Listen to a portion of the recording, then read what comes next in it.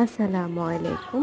আমি এখন আপনাদেরকে দেখাচ্ছি ছোট মাছ ভাজির রেসিপি। এখানে আমি ছোট মাছগুলো ধুয়ে পরিষ্কার করে নিয়েছি। এখানের মধ্যে হলুদ, মরিচ, লবণ, জিরা ও সামান্য একটু রসুন দিয়ে আমি ভালোভাবে মাছটাকে মাখিয়ে নিয়েছি।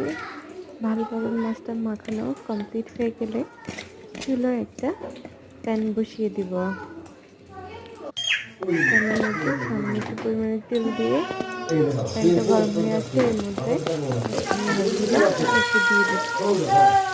সুন্দর করে সাথে মাছগুলোকে ধুয়ে ভালোভাবে এপিট ওপিট করে নামিয়ে নেব।